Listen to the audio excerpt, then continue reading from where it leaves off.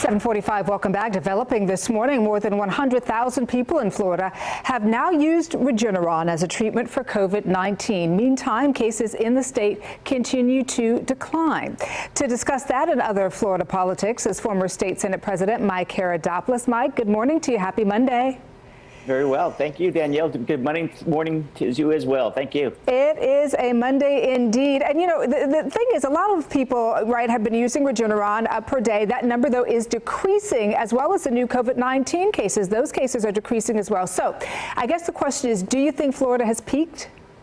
Well, let's all hope so. We all had those horrible numbers in August, and since then, over 135,000 people in Florida have received Regeneron. At the height of the Delta variant, of 5,000 people a day were receiving it. The good news is that clearly it's working, and the Delta variant looks like it's finally subsiding a bit. We're down to about 700 or 800 Regeneron cases a day, down from 5,000. And as we all see, the COVID death rate is down dramatically. Let's hope this continues and this horrible virus is finally ending plaguing Florida, let alone the nation. But it's a very good sign, and hopefully it'll continue. We've been hearing these stories about people leaving their jobs, you know, in record numbers, but state revenues might continue to climb, and a lot of jobs lost during the pandemic are coming back. So do you think Florida is making an upswing despite the stories we're hearing about people quitting their jobs? No, that's a great point, Danielle. And Florida's been the leader, as you know, by having that balanced policy of keeping things open as much as possible. 77% of the people who left their job or lost their job due to COVID-19 are back on the job.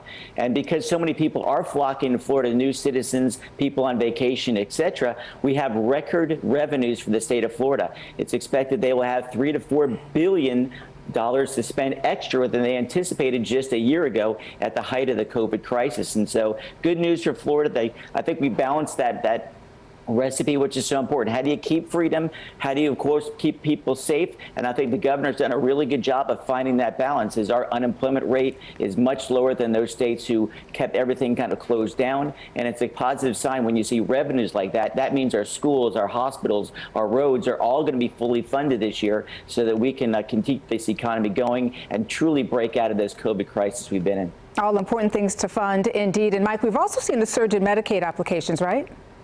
Yeah, that's right. As you know, with Medicaid, with the expansion of Obamacare, almost 5 million Floridians are on Medicaid. Remember, Medicaid is not something you pay for in your paycheck. That's Medicare. Medicaid is what they used to call welfare health care. That means free health care. So 5 million Floridians are receiving free health care through Medicaid, and those numbers are rising because it's easier to qualify. And so that will be the big budget crunch for the Florida legislature this year, that because more and more people are in the system, the Florida government has to pay a fair share of that from the national government, and that means, again, an increased budget. But luckily, with our increased revenues, we can afford this bump in the registration with people on Medicaid.